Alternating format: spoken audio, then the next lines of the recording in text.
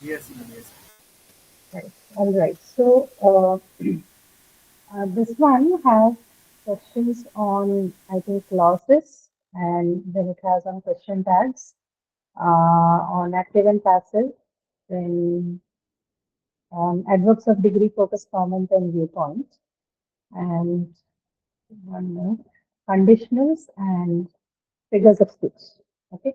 So we may not be able to do all of them today, but maybe we can do it in parts, right? If you're able to do, say, first three or four sets of them, then you can do the remaining in the next class. This would more or less cover what you were supposed to do as a part of the grammatical exercises for the whole of the English course too. Uh, you may find something like not conditional quantifiers and negative sensitive elements missing. If you need to discuss on them, just let me know. But otherwise, I think this should suffice. Those are actually easy ones. Quantifiers are not difficult. Even negative sensitive is not a difficult thing. Okay, let's do one thing. Why don't you start looking at these questions and we can try to solve it. The first one is describe the relationship of clauses in the following sentences. Explain the functions of the subordinate clauses. So don't have to do the first part, describe the relationship. You basically just need to figure out the subordinate clause and the kind of clause it is, right? Whether adjectival or noun or adverbial, right? Just make a distinction of that. Or if there is an infinite clause, then it's that. Read through them. We will do one thing, maybe just to you know cover as much as possible. We'll do the first five and then go to the next question. Okay. So read the first question. Savage gales caused another wave of destruction today after yesterday's storms left 14 dead and thousands homeless. What do you think are the subordinate clauses here? Ma'am, I think it's after yesterday's storms left 14 dead and thousands Hmm. homeless. Correct. Yeah, right. Because After that is yesterday's dependent. storm. That is Correct. that That's is right. Hmm. independent. Ma'am, Hmm. it is. After yesterday's storms left 14 dead and thousand uh, homeless will not be independent. The It's a first part, dependent. right? Savage. Dependent, ma'am. Yeah, it is. Yeah, yeah, it is dependent, which Yes. means it's a subordinate clause, correct? And what kind of clause that is? What, ma'am?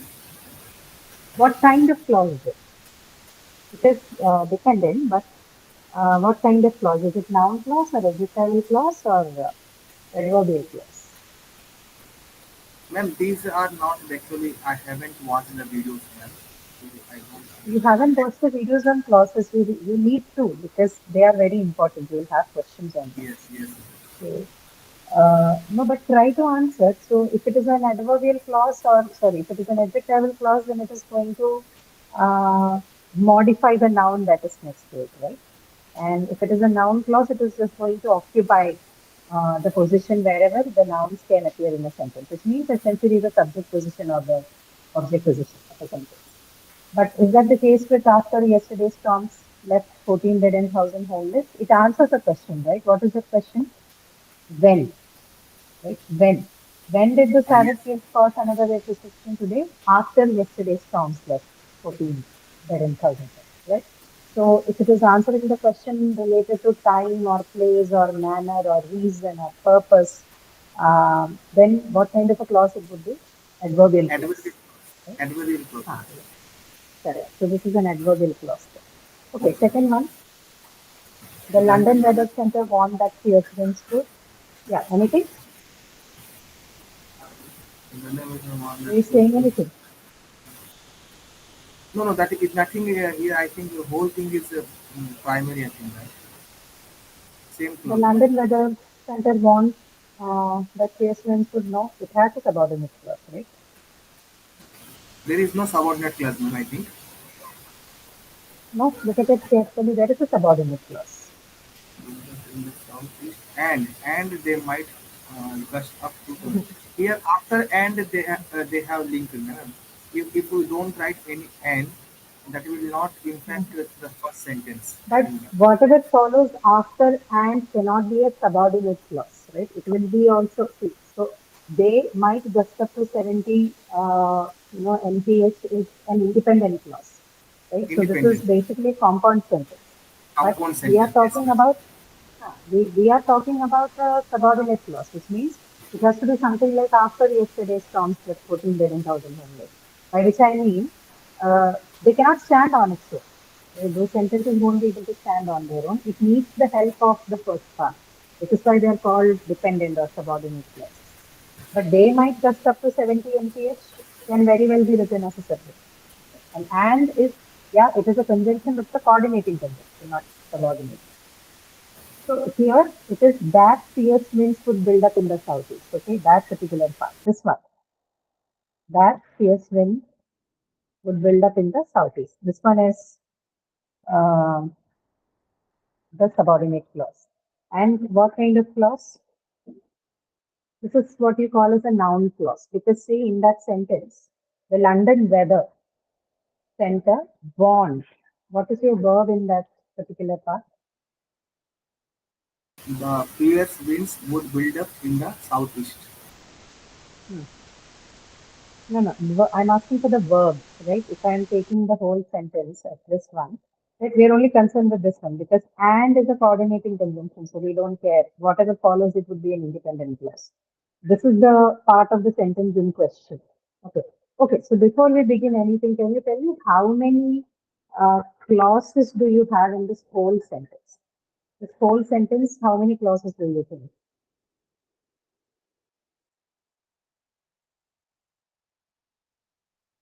For the whole of that clause, how many clauses will you have?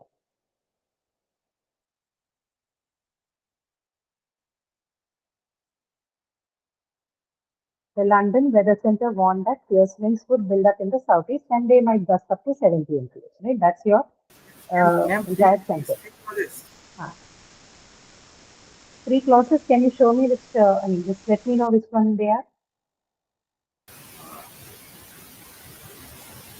That fierce winds would build up in the uh, Ah, south part, ah, correct.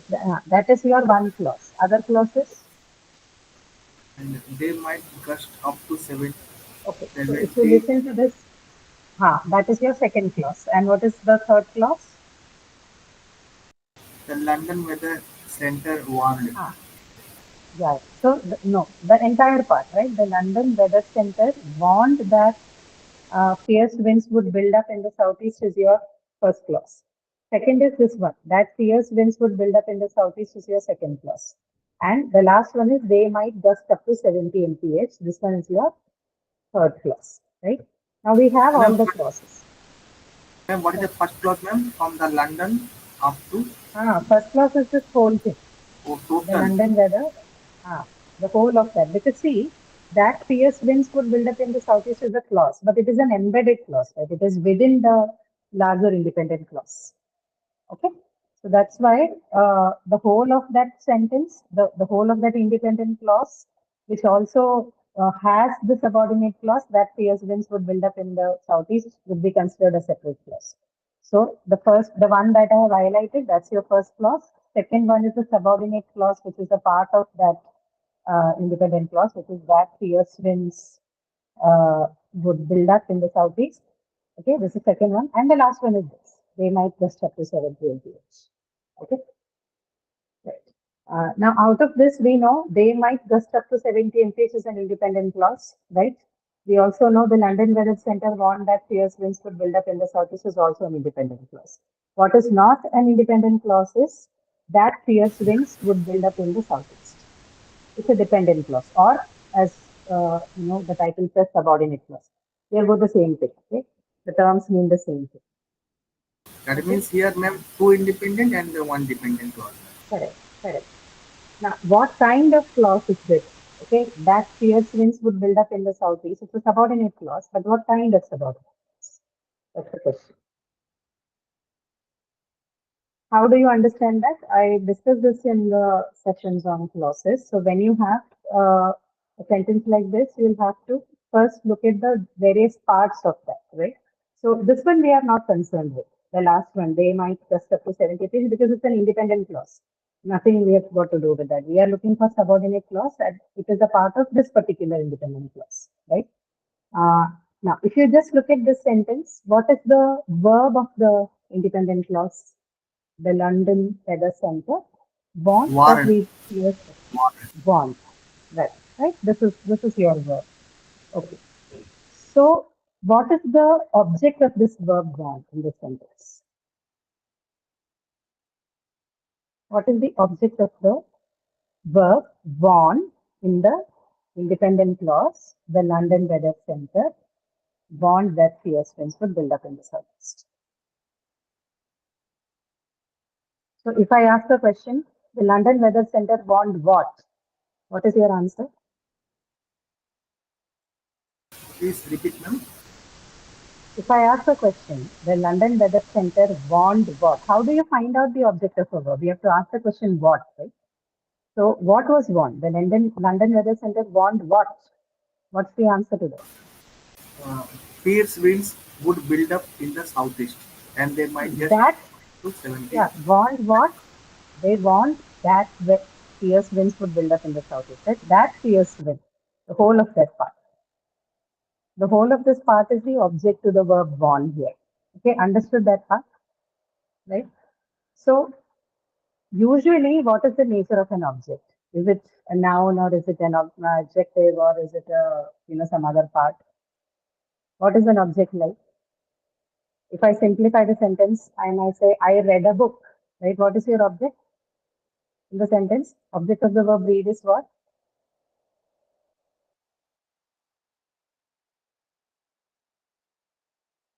What is the object of the verb read? If I have a sentence like I read a book, Ma'am, what you asking? The object of the verb? object of the verb read in the sentence I read a book. What is the object of the verb read? Book, ma'am. A book, right? Don't omit your determiners. They are part of it. So a book. So similarly, if I juxtapose that sentence onto the one which we have right now, the object of the verb, one is that fierce winds would build up in the southeast, right? Instead of a book, as in the previous sentence, I just have a larger clause. There I only had one object-like thing, which is a noun. Instead of that, I have what? A larger subordinate clause here, right? In the place of the object. So, no matter what it is, whether it is a phrase or whether it is a one word or whether it is a full clause like this, it is sitting in the position of the object. An object has what kind of nature? It has nominal nature. This is nominal means noun like, right? So, this clause is then called a noun clause. Okay, I'm telling you reasons for why that fierce winds would build up in the southeast is a noun clause, noun subordinate clause. Okay, so if any clause, right, any subordinate clause occupies the position of the object of the verb or alternatively the subject of the sentence, then they are going to be classified as noun clause because we know that the subject and the object in a sentence is always a noun or a pronoun, right? Put together, we say nominal in nature. That is noun like. They behave like nouns. So, in the place of subject or object, whether you have one word which can be referential like a book or pen or whatever it is, or alternatively, even if you have something like a big clause like this, right, a subordinate clause, it's going to be nominal in nature, right? So, we are calling this clause then a noun clause. Understood? Yes, Yes, ma'am. no. Okay, so this is how you need to analyze the clause and find out whether it is noun clause or adjectival clause or adverbial. Adverbial I already showed you in the previous sentence, right? Answers the question. If your clause answers the question when, where, how, in what manner, for what reason, for what purpose, right? All of that is going to be, if this question is answered, then your clause is adverbial in nature. If it is taking the position of a subject or an object in the sentence, then it is a noun clause. If it modifies the noun in the sentence, then it is an adjectival clause. Very simple. If you know the description of what a noun, adjective, and an adverb means in simple terms, then this is easier. It's just that instead of a word, now you have a clause. That's all. Doing the same word. Okay. A third one. In Folkestone, the sea defense wall gave way, causing flooding of up to 5 feet, and police were considering evacuation. Look at the sentence Ma'am, carefully and check. Ah, ma'am, here adjectual means modifies noun, ma'am. yes, yes, Adjectual. correct. Okay, ma'am. Ah, correct, correct. In Folkestone, the sea defense wall gave way, causing flooding of up to 5 feet, and police were considering evacuation. We don't have to look at this part again. The reason being it is an independent clause, so nothing got to do with it, and it's preceded by and, which is a coordinating nomenclature. We are in search of the subordinate clause, which means it is present somewhere here. And what is that?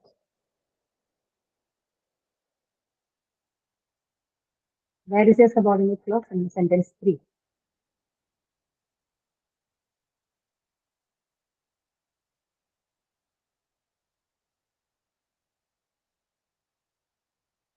From causing flooding of Ah, up to yes, five yes. feet.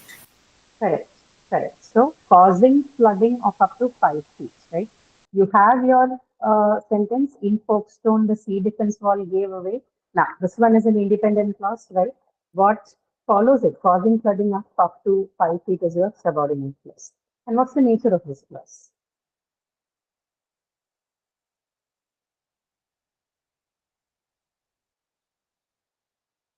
Here, what have you highlighted, ma'am, in the question, ma'am? That is one independent clause, ma'am, total. Yeah, it is an independent clause. And from causing up to feet, that is a dependent clause, subordinate clause. Yes, correct. Correct. What is the nature of this clause? It is asking causing means which is causing, what causing flooding of up to 5 feet. I think Look at it a little more adverbial clause. carefully. Okay, so it is not giving you a reason anywhere. Like when it is saying causing flooding of up to 5 feet, is that a reason? Do you see any reasoning there when it says causing flooding of up to 5? It is an effect, right? It's giving you a result. Because stands for giving reason, but causing, does it stand for that? Causing is basically, which means it's telling you the effect of that. Causing flooding of up to 5 feet is an effect of the sea defense wall giving way, right? So that part is certainly not reason. So it can't be adverbial. Then what is it? So for your purpose, I can maybe alter this. I can also say in Folkestone, causing flooding of up to 5 feet, the sea defense wall gave away, right? I can change the position and still the meaning remains same. But that's not the point. Here, the word causing sits there as a part of the effect. It's the result of something like a sea defense wall giving away. It is not the reason. If it was the reason, then we could have classified that part as the adverbial clause. So it is not an adverbial clause. But then what is it? Causing flooding of up to 5 feet. Okay, this particular kind of clauses are called infinitive clauses. Okay, so this part that ing that you see here, it's not part of a verb. It is what? It is basically a participle. You have followed the lecture on participles. You have two types of participles in English. One is the ing participle and one is the ed participle. In more common, traditional grammar, some people call ed as the past participle and ing as the present participle. But those distinctions are not of much use, right? The only thing you need to know is ing and ed are used as participle forms in English, right? And participles don't have tense on them. Unlike your ing forms that you see in verb and the ed forms that you see in the past form of the verb, they have tense, right? We know that ing is used for the continuous aspect and ed is used to show either the perfected form or the past tense form. But this ing you see here is not a tense marker. Participles don't have any tense on it, right? Now, if there is no tense, then you call that kind of a clause as an infinite clause or non-finite clause. Okay, both are correct. Finiteness in language or in a sentence is actually brought in by the tense. If there is no tense present, then you say that the given clause is a non-finite clause. Okay, so this one is an example of a non-finite clause, causing flood of up to 5 feet. This is an example of non-finite case. Okay, non-finite simply means no tens. Okay, no tens available. Understood? Yes, no questions? So, ma'am, here Hmm. ing and ed are Hmm. considered as participle. Yes. And ma'am, finite and infinite is there, or finite and non-finite is there, ma'am? Yeah, see, finite would simply mean that, see, if I have a sentence like, I read a book. Okay, this is a finite clause. Why? Because there is a tense in it, right? This is in past tense. I know the tense of the verb. So if I know the tense of the verb, then I call it a finite clause. If I don't understand the tense of the verb, or if there's no tense on the verb used here, then I call it a non-finite clause. Okay. Here, when I look at the clause causing flooding of up to 5 feet, I am unable to judge the tense in here. It has an ing form, but then we know ing cannot mark tense, right? Ing cannot mark tense for us. Even in the case where you have ed, right? Most of the times, it has to have something along with it to tell you the tense. Ed alone cannot tell you about what is the tense of the, if, whether there's a tense present or not, right? So, because I cannot make a judgment of the tense, or rather, I don't know what the tense is, I call it a non-finite tense. Okay. Yes, ma'am. Just keep, watch out for this. Just sometimes, although our exams don't do, they don't lay that kind of traps, but it's good to look at these sentences so that you get more conceptual clarity of these things, right? Okay, fourth one. In one town in North Wales, 1,000 people were made homeless, and the local council asked the government to declare the town a disaster area because the emergency services said that they could not prevent more damage. Okay, it's a long sentence, but it's an easy sentence. You need to first look for the subordinate clause and then determine the nature of the clause, the kind of clause it is.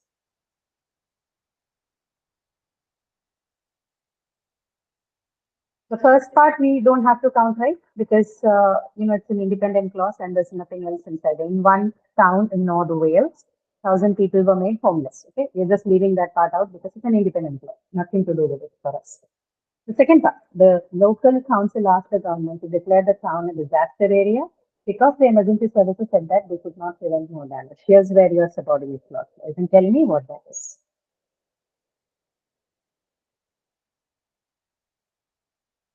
It's easy, right? You have right. That's what I told you. It's a long sentence, but it's an easy sentence. Which part is the Ma'am, subordinate clause here, here? ma'am, here to declare the town a disaster area. Is it possible, ma'am? No, no, no. So if you want to have a subordinate clause, you need to have a subordinating conjunction, right? Uh, which could be either, in the form of an adverb or an adjective, or, a conjunction which can answer questions like when, where, in what manner, how, uh, or, if it is modifying a relative pronoun like which, where, who, whose, and also that, right? That is also a related pronoun. Ma'am, after because, ma'am, because the Yes, emergency. not after because, the part including because, right? Because is the conjunction which is joining this thing together. So, because the emergency services said that they could not prevent more damage, right? This is one subordinate clause. Now, is there more? Do we have more?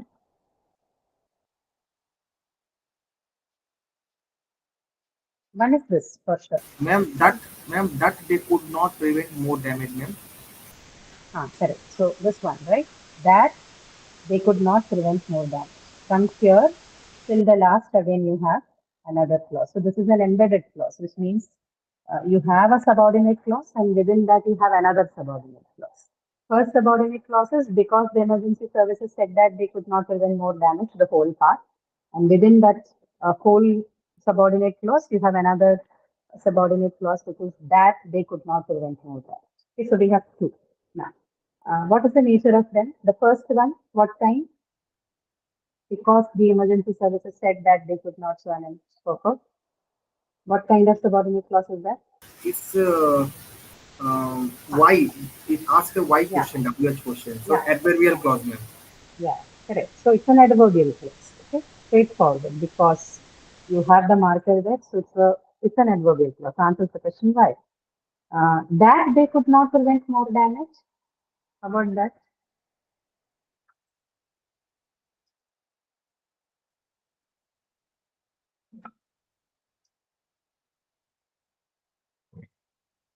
So again, you What, consider ma'am? this what? What questions? Huh? It gives a hint of what. Correct. So if you're going to look at this part as a sentence, right? The emergency services said that they could not prevent more damage. What is happening here? That they could not prevent more damage is the object of the verb say, right? So you can ask the emergency services said what? So the emergency services said that they could not prevent more damage. So if it is answering the question what and it's in the object position of the verb, then what kind of clause is it? Noun clause, ma'am. Noun clause. Okay, so there are two clauses here. First one is an adverbial clause, and the one that is embedded within that is the noun clause. Okay, right. Right. Now the rest of them are all, very short sentences, so easy for you to judge. But I don't want to take all of them because I want to go to other questions also. Just one last thing, fifth one. The jury believed that the man was guilty. Jury believed that the man was guilty.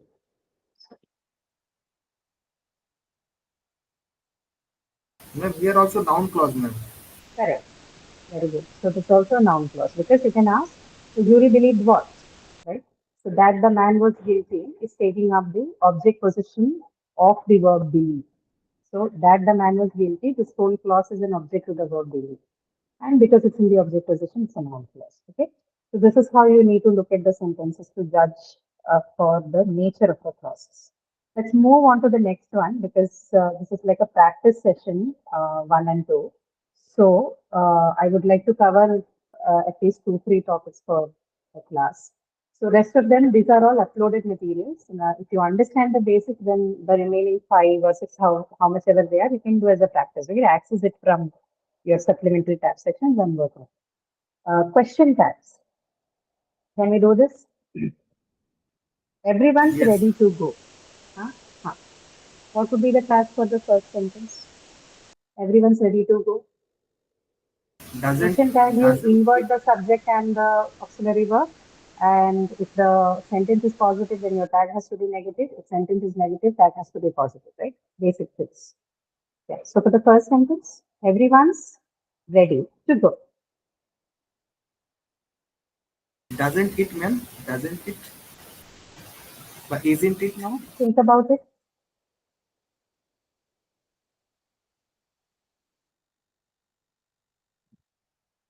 Actually, from Everyone everyone, ma'am, is, it's plural or single, ma'am. basically everyone is ready to go. So you can,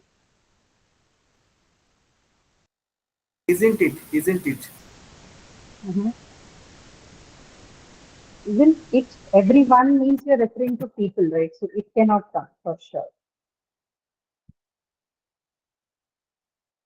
And when you say everyone, you should automatically know there are more than one people included, right? The tag has to be plural.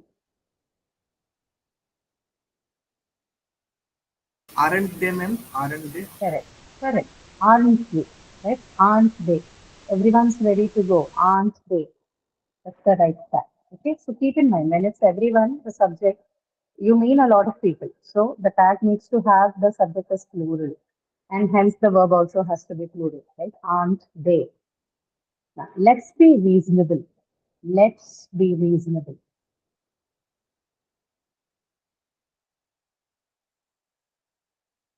Let us be reasonable.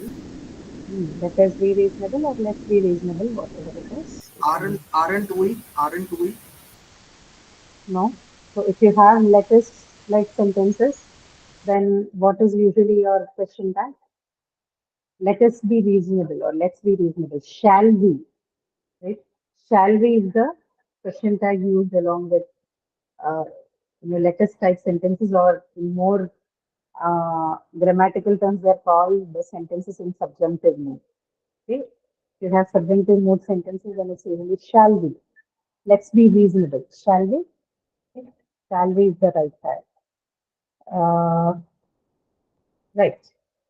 Next one. Ma'am, here the second question seems like positive, no, ma'am? Positive, no? So negative will come. No, so these are special kind of tags, right? Because these sentences are not like your ordinary sentences, right? If you look at it carefully, it's not like your usual declarative sentence. When you say "let us be" or "I wish you" or "wish you," some sentences of that sort, their mood is different from your ordinary sentences. A simple declarative sentence is usually in indicative mode, right? You might have heard the lectures on mood, right? Indicative, subjunctive, and imperative. There are three moods. So for imperative and subjunctive mood sentences, the sentence structure and the mood is quite different for them, right? So in sentences like this, we are not going to follow the usual structure or the usual formula that we use to, work out a question. So let us type sentences always, no matter what comes in between, the question tag is always shall be. Okay, let's have a meeting, shall we? Let's go for dinner, shall we? Let's play a game of chess, shall we? Okay, let's meet her tomorrow, shall we? Right? It's always shall we. There's no other tag that takes its place. Okay, Yes, okay. ma'am. Next one. There's no place like home.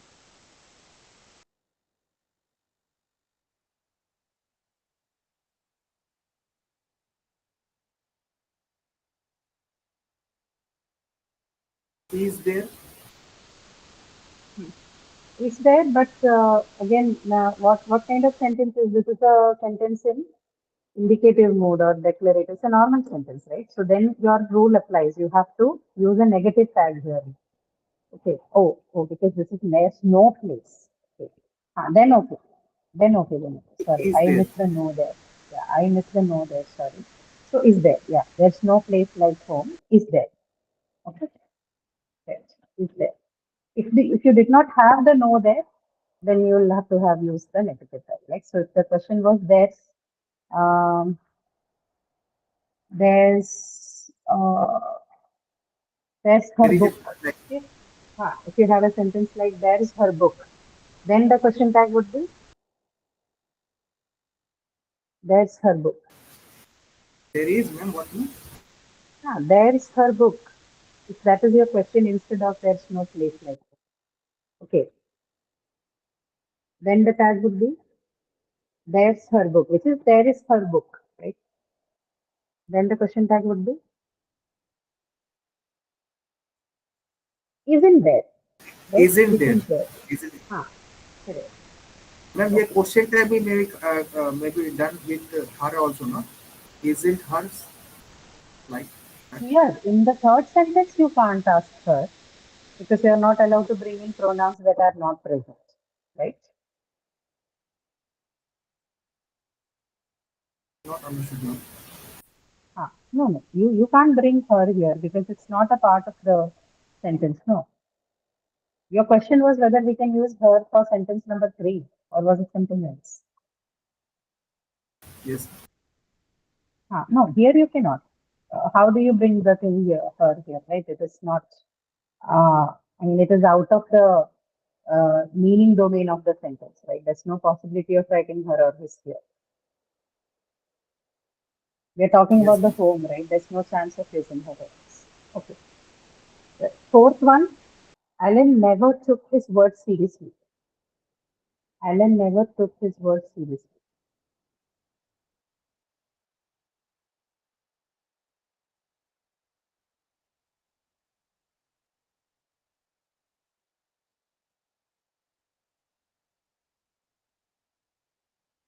This is Did simple. Ah, did he? did he? Did he? Did he? This one is simple. Fifth one, Patricia hardly said a word. Isn't it? Sorry?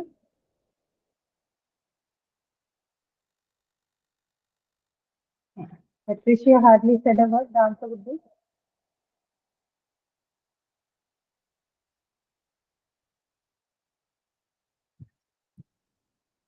Did she? Did she? Right? Hardly said a word. Did she? Okay. Now it is not Here, been she because hardly. Tell me. here hardly gives a negative sense, ma'am. That's why. Huh? Yes, hardly is used in the negative sense. Correct. So you have to have the tag is positive. Okay. Hardly is used when it gives a negative tone to the sentence, or it makes the sentence negative to be more to put it plainly across. Hence, your question tag needs to be positive, which is did she. Okay. Right. Now the next one, sixth one. This is a little important. I will go through the questions in this one because I see that they are a little different. So nobody has seen my wallet. Nobody has seen my wallet.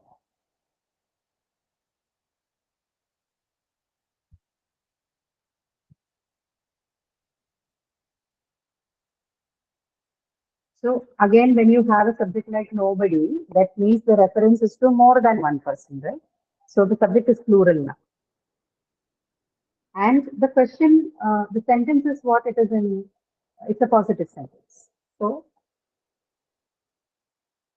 how do Haven't you make this anybody? one? Not haven't anybody. Haven't you? Haven't it? Nobody. Nobody has. No, I'm trying to tell you another thing. Nobody has seen my wall. Now, this a positive sentence or a negative sentence? You answer that first. Negative, ma'am. Negative, right? This is negative. You're saying nobody Positive. has seen my wall. It's not an affirmative sentence. If it's not affirmative and it's not positive, right? It's a negative sentence. You're saying nobody has seen my wallet. It's a negative sentence, right? So the tag has to be positive then. And you also know that the subject is plural here, right? So what would be your answer? Has have anybody? Not anybody. You have to use the pronoun, right? So pronoun for nobody would be what? They, right? Because the They. subject is plural. Similar to the first question, right? Everyone. What did you do? You changed the pronoun for the pronoun for everyone was they. So similarly here again it would be they. So have they. Nobody has seen my wallet. Have they? Okay? That's your answer. Seventh one, try on your own. Everyone has secrets because we just discussed. Everyone has their secrets.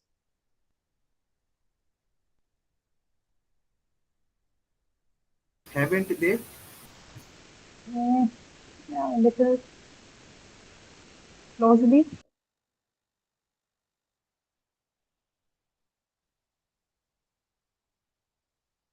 A bit more, watch it a little more closely.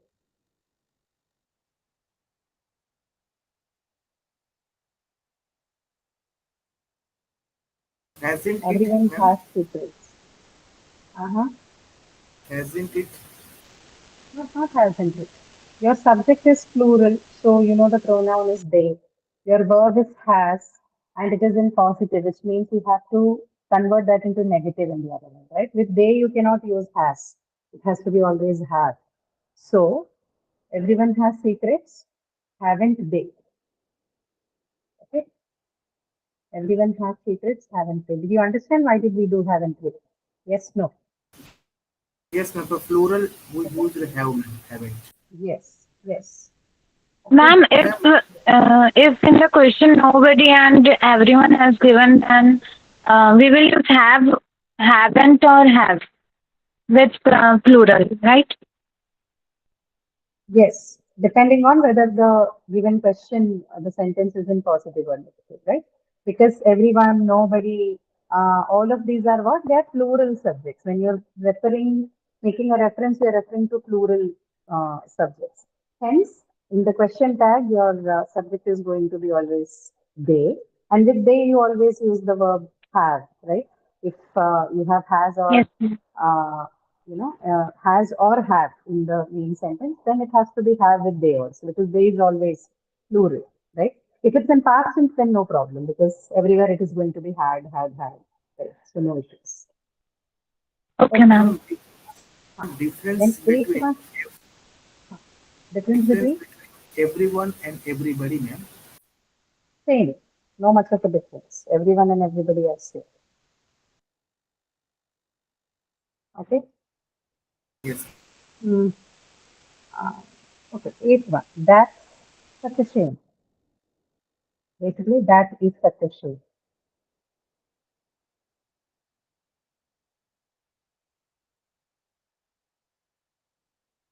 Isn't it? Isn't what? Isn't it? Isn't that? Okay. Isn't that okay? Decide for yourself. How? I mean, tell me how have you come to that conclusion? So first one is what? Isn't it? Right? Why do you think it's isn't it?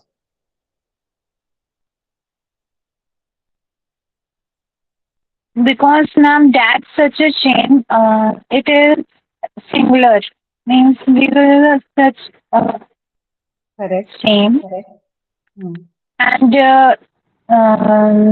there is positive sentence.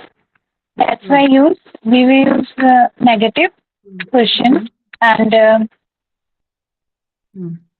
mm, that's all. Hmm. Correct.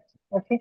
But it's just that in the case of your explanation is fine, but it's just that you don't have to change the subject. If the in the subject position you have that, you don't have to change it. Okay. You can simply use that. You can say isn't that. That's such a shame, isn't that? Okay. Okay, isn't that Because that is okay? referential, right? You're referring to something. That is a referential term. So that is such a shame. You can say isn't that. You don't have to make any changes to it. Okay. So isn't that. Okay, ma'am. Hmm. Okay. Rest of the explanation is correct, but it's just that use that as a subject. Okay. Right. Uh, Ninth one. Nothing surprises you anymore. Nothing surprises you anymore. Now you tell me, is nothing if when I say nothing, is it referring to something that's plural or uh, singular? Plural. Plural. Okay. So the assumption is that there are many things and none of those Anything. surprises. Y- Right? So Yes, plural. ma'am. Then what do you do in the question tag? And we don't have an auxiliary verb here, unlike in the other case. Is, are, was, nothing is there. So Yes, surprises is given, ma'am. So can yeah, you use surprises here is given. that's Yeah, so it's normal thing, if you have a sentence like, she cannot dance, okay, or she dances beautifully. What would be the question tag? She dances beautifully, doesn't say doesn't she? So what did you do? Because you did not have an auxiliary verb, you only had dances there, right? So which form of verb did you use? Do, does, did. Did is for past tense. So here your surprises is a similar kind of verb like dances, right? So you will use the one among do or does here, right? Depending on what your subject's number is. Your subject's number is plural here because you have nothing. So you're going to use the plural verb, right? Nothing surprises you anymore. Do they? Again, in do this they case also, yes, do they. In this case also, your pronoun is going to be they, okay, no matter what. Do they? Nothing surprises you. Do they? Okay? na, ma'am? Yeah, do they? Do they? Okay? Right? Uh, there should be one more, I guess. There are many more. What is the next one? Passive and active, you guys know, right? We don't have to. Do you want to have a discussion on that? Because skipping that, we can take all the 15 of this. Ma'am, few questions can we do? We can do. Okay, then let's do the 10th one Yes, and the rest of it. No, I'm being silly and all that. Actually, the question tags are a little different. So I wanted you to complete all of them. But let's see how much ever we can finish. We'll do that. No problem. Okay. okay, ma'am. So 10th one. Nearly everyone came to the meeting. Nearly everyone came to the meeting. So everyone is your subject now. And came. So it's in past tense. And it's a positive sentence. Didn't Haven't they? didn't Didn't. Hmm. No, not have. Why have? You have the verb Okay. came here, no? So uh, Yes, ma'am. Okay. and it's in past tense. So somebody answered. Hemant, what did you answer? Didn't they? Ah, okay. Nearly everyone came to the meeting, didn't they? That's their answer. Didn't they? 11th one. I am being silly. I am being silly. So am. This is a special kind of tag. I am being silly.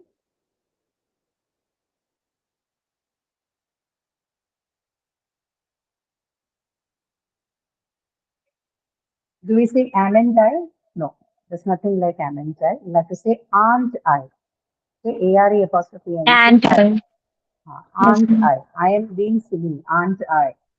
Okay, aren't I? Uh, someone knocked at the Please door. text them. Please text Sorry? them. Sorry? Please, please, please send on text message, ma'am. Aren't na? Aren't. Yes, correct. Okay, okay. Yeah, yeah. Okay. Someone knocked at the door. 12th one. Someone knocked at the door.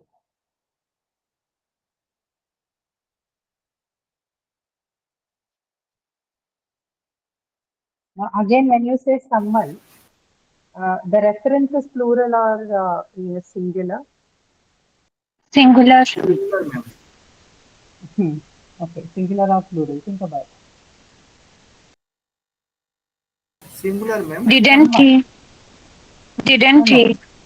no, no. First, let's understand whether someone, the reference is plural or singular, and then the reference is again plural here. Okay, someone knocked at the door because there are many possibilities, right?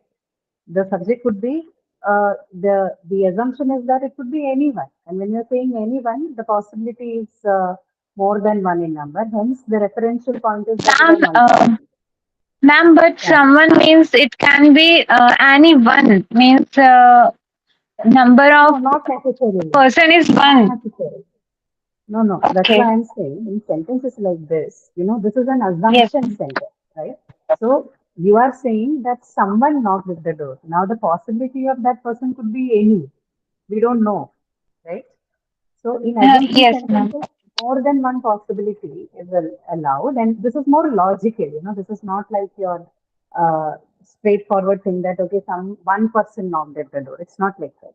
It's more oriented towards the logical aspect. So when you say someone, you are unsure, right? And the possibilities are many when you say someone. Hence, it's a plural reference. Okay.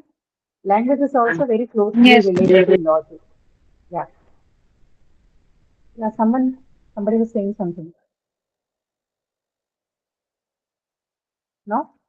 Okay, yeah. So my point was that, when we talk about subjects like language, it has got very close relationship with logic. And I say someone, I'm also making an assumption that there could be many possibilities, right? And this is the reference, okay, in the given context. Hence, this is going to be plural. Okay, in that case, we could have taken nothing also as singular, everyone or everything also as singular. But we did not do that because we know that the assumption or the references could be many points. That's why. Same applies to someone.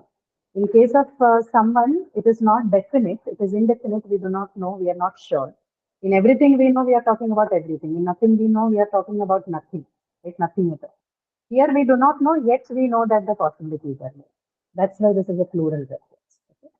So someone knocked at the door. Now, knock is your verb here, right? So obviously you'll have to use did because it's in past tense, right? Knocked. So then how will your tag look like? Didn't they? Right. Didn't say, right? Didn't say. Correct. Someone knocked at the door. Didn't they? Okay, got it? Correct. Yes, Yeah. ma'am. Yes, ma'am. 13th one. 13th, Hemant is understood, right? I don't know if you were trying to ask me something. I'm not able to hear you. Yes, understood, ma'am. Okay. Okay. Then comes the next one. What is that? Let's try again. Let's try again. This is what subjunctive mood sentence. So what is the question tag for that? Shall we? That's what we discussed in the previous sentence. Now, let's try again, shall we? The moment you have a subjunctive mood sentence like letters or wish you, no, these are all sentences to be, meant to be in subjunctive mode or is believed to be in subjunctive. So they have the question tag by default for all these kind of letters structured sentences. It shall be. 14, 12. Everything is just perfect. Everything is just perfect. Now it should be easy for you to understand this. If it's everything. Again, your reference is plural for the same reason as we discussed above. Right? Aren't that Everything is just perfect. Aren't that? yes, ma'am. Everything is just perfect. And again, your subject has to be plural. So how are you going to make it? If you're saying it, then it's going to be uh, singular, right? Aren't they? Aren't they? Everything is just perfect, aren't they? Okay? Aren't they? It is they, right? The plural for it is always they. So, aren't they? Everything is just perfect, aren't they? Okay? Now, to think it's no use. Okay, this is also an interesting sentence. It's no use. It's a simple though. Isn't it? Is it? Isn't it? But the sentence is in negative, right? It's no use. Is it? Is it? Is it? Right? Simple. It's simple inversion. It's no use. Is it? Okay, that's all. Right. So I think most of the possible sentences with by possible sentences I mean possible subjects. Okay, because subjects are very important for question tag. I think you know this much, then question tag is not a problem for you. Okay, quickly, unless you have any other questions, we can move on to the next exercise. We won't do a lot of it from this one. We'll just maybe do one, say two or three, and we move on to the next one. Okay, change the following active sentences into passive. You should know what happens in passive voice. Two things basically, right? A displacement of the subject, right? And the second is the verb morphology, right? You see that there's a movement of, say, the object uh, to the subject position, right? It's not object becomes subject. There's a movement of the uh, element that's originally found in the object position to the subject position. They get displaced, right? And secondly, the verb morphology changes. You have the uh, what happens to the verb in passive voice? Ma'am, here did is given in active voice, ma'am. Yeah. So that is and her means here object will become subject. See, So He again, was not bitten by me. listen she to was me. not bitten by me. When you're understanding the passivization process, never look at it or never say that the subject becomes object or object becomes subject, right? That is not the actual process. You will have to say from here onwards that whatever occupies the subject, sorry, the object position moves to the subject position. That's all. Okay, so it's a grammatical process. Logically, it makes no sense to say that the subject becomes object, right? So use the word position. Movement of the elements in object position through the subject position. Okay.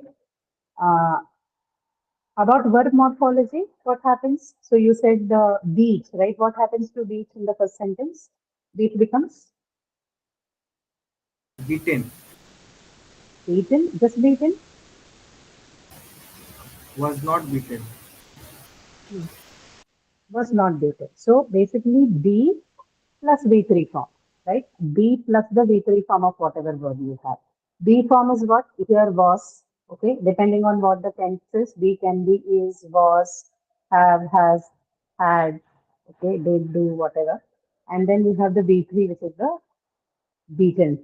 Okay? For beat, it is beaten. For other verbs, it can be other forms, okay? E and ED forms are mostly in the participle version. V3 is the past participle form, basically.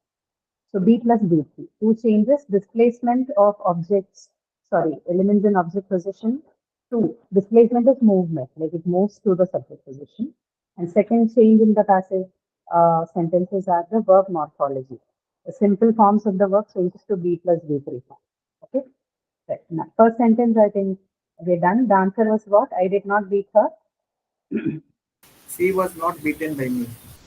She was not beaten by me. Okay. And this part, this particular part, this is an optional part. We also call it as, if you have understood the concept of complement and adjunct, this is actually adjunct. Right? This is optional. It's not always necessary to write this part. The sentence is grammatical even without that. I can simply say she was not beaten. Okay? Not necessary to say by me. Okay? But in the initial phases, we include it so that this first process of displacement is clear to people. But in real sentence, in the real English sentences, you have the choice to omit the by phrase altogether, right? Because it doesn't do anything good to the sentences. Okay, I will never forget this experience. I will never forget this experience. The experience would never be forgotten by me. This experience would never be forgotten by me. V plus uh, V plus V3 form, right? B3 Uh, form. Yes. this experience would never be forgotten by me. Ma'am, Mother made a cake yesterday. is option Sorry? C or option B, ma'am? Uh, Option B. Because why, ma'am, would come? Because everything is given in future tense, ma'am. I will never forget uh, this experience. Why would will come, ma'am? students, students will, Will we change to would and shall change to should, right? I think will be. Will never be. I think it this will come. experience will never be forgotten.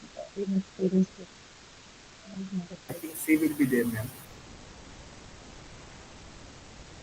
Yeah, if it is B plus A, if it is B plus P3, actually there's no need of any change. I guess it should be this experience will never be forgotten. Right? Even B would What, ma'am? unnecessary. Yeah, I think C should be the one. I don't think it has to change to would because if it is B Yes, yes. plus V3, then you need to retain the tense. You're not required to change the tense in passive voice. The tense doesn't change. This experience will never be forgotten by me. It's fine. Okay. C. Option is to be C. This will change to would and shall will change to should. You are telling me, you know what you are talking about. You're talking about reported speech. Arpita. Okay. Okay. That is reported speech, but this is passive voice. You don't have to change the tense. Okay. Yes. Okay. Okay. Mother made a cake yesterday. A cake A was cake made by made. C, ma'am. Yeah, see, right? A cake was made. B plus V3, right? A cake was made by mother yesterday. Okay? The boy greeted the girl. The boy greeted the girl. The girl, A, the girl was greeted by the boy, right? Simple past tense. So B plus V3 was greeted by the boy. Option A. Did she do her duty? Did she do her duty? Was her duty done by? Was she Was her duty? done her duty? Was she Not done her she. duty? Was she done her duty? No. Was her duty done by her? Option B, right? Okay, her duty. Yeah. Yeah. Was her duty done by her? ma'am, The here, tiger was chased. The ma'am, deer. go to the, Yes, please go to the question once again, ma'am. discussion. Which Ma'am, one? here, yes, yes. Here, helping verb is already there, do. So why was is coming, ma'am? Because helping verb is already there, no? Does, Because does we are displacing. We are displacing, and when you are displacing, did change. Did is what? It is a representative of the past tense marker, right? So if you have to yes, separate B plus V3, then B has to be taken as was to show that it is in past tense. Because when you use did, This is an active voice sentence. When you're changing it to passive voice, you need to have the be plus be3 format as the verb morphology. And did cannot be present as be, right? You have to change the tense to was in order to convert the verb morphology to be plus be3 form. That's why we use was. So was done, right? Was is your be and done is your be3 form. Was indicates the past tense basically. So, Yes. okay. Ah, okay. What is the next question we have? We have a look at it. Oh, degree and focus. I think we can do that for the class. We won't have a lot of it. Yeah, fine. So let's continue with this one only. We'll quickly finish this off. The tiger was chasing the deer.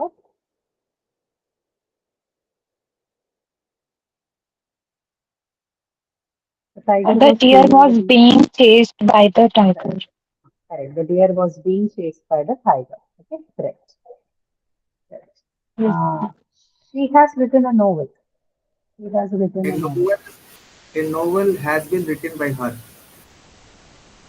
She A has novel written a had novel. written by her. Had Why written. had? Why had? We are Um. not changing tense. We should not change Okay. tense, right? Has been written, Okay. right? So Tense yeah, will the not change. tense doesn't change. No. In passive voice, you never change the tense. Okay. Tense is intact. Okay. Only the verb morphology is what changes, right? A novel has been written by her. Okay, correct. Has been written. Has, be form, been written is the V3 form of the verb. Okay. Then she has learned her lessons. She Ma'am, has here it learned her lessons. has learned means past and learned is past tense. Then we can use her lessons had been learned by her. Right? No. So No. if you look at the sentence, what is the tense of the verb? Has She has learned her. She has Present learned is perfect. what? It's present perfect, right? So present. present tense. Yes. Tense is present tense, right? Her Has lessons shows that the have sentence been is Her present lessons tense. has learned by her. Look at it carefully. You're changing the verb morphology. So can you use has with this? Her lessons has learned by her. Where is your Have been learned by uh, her. right? So the participle form cannot be fulfilled until you have there. Her lessons have been learned by her. Why? Because lessons is what? Lessons is plural. Plural. Then Lessons. yes. Correct. Correct. Then we Lessons is will plural. have and Correct. it will be Yeah. got Correct. it. So her lessons have been learned by her. Okay. Have you finished the report? Ninth one. Have you finished the report? had the had the report been finished by you. Hmm.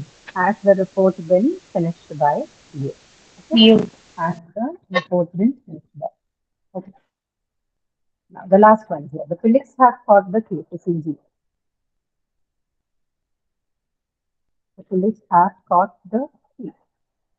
The thief has been caught by the police. Hmm. The thief has been caught by the caught by police. the police. Okay, all right.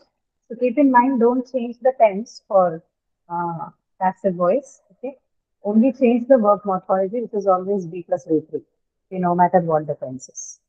Right? There will be modification based on the actual tense and aspect in the sentence. Like there could be little bit of shift when you're using a continuous form or when you're using a perfect form. But remember that the tense doesn't change. Okay, Okay. all right. Tense will All right. never change. Tense will never change in a passive sentence. Okay. Right. Yes, ma'am. So let me ask you a simple. I'll close with that. Okay. Fourth, fifth, and sixth exercises we'll take up for the next session of practice next week because we are also this is also the last week for that. So, but one more question before we close because we're discussing passive voice, right? If I have a sentence like I sleep at 9 in the evening, right? I sleep at 9 in the evening. What is the passive voice for this sentence? I'll type it out for you. Just give me a moment. I eat in the evening. Ah, I uh, I sleep at 9 p.m. in the evening. Okay, this is your sentence. Sorry for the typo. Spelling for sleep is wrong, but you understand. Sleep, right? I sleep at 9 p.m. in the evening. What is the passive voice for the sentence?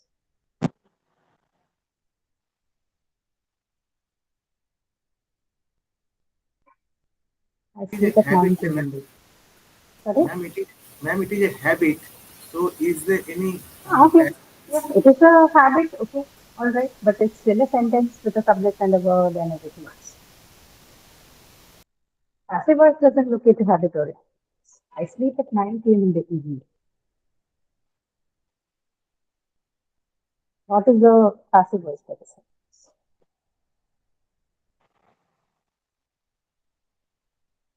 Look at the verb of that sentence. At What's the verb? at 9 at 9 Hmm.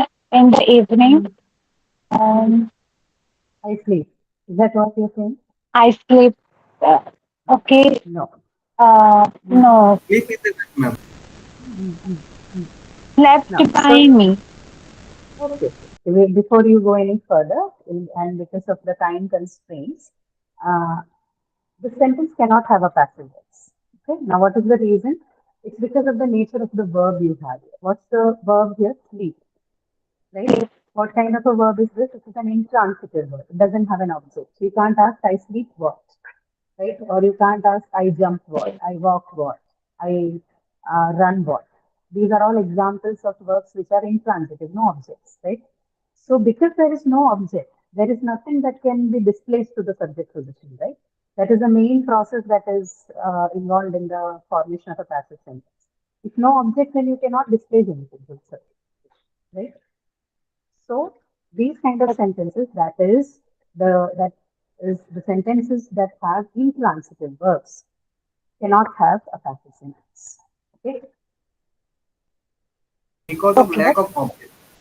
because of lack of object. Because see, the very first process that you require to form a passive sentence grammatically is to displace the element in the object position to subject position, right? But we don't have an object, so what will we move? There's nothing to move, right? So first condition itself is dissatisfied. Hence, no passive sentence. Intransitive verbs never, any sentence with an intransitive verb cannot have a passive sentence. Okay, right? Okay, ma'am. Got it. So keep that in mind in case you have a question with this in the exam. Okay, all right. So I think it's good for today. We'll wind up that the remaining three set of exercises we can take up in the next class. Okay, Yes, all ma'am. good. Okay, thank you. We'll see you again next week then. Thank you, ma'am. Thank you.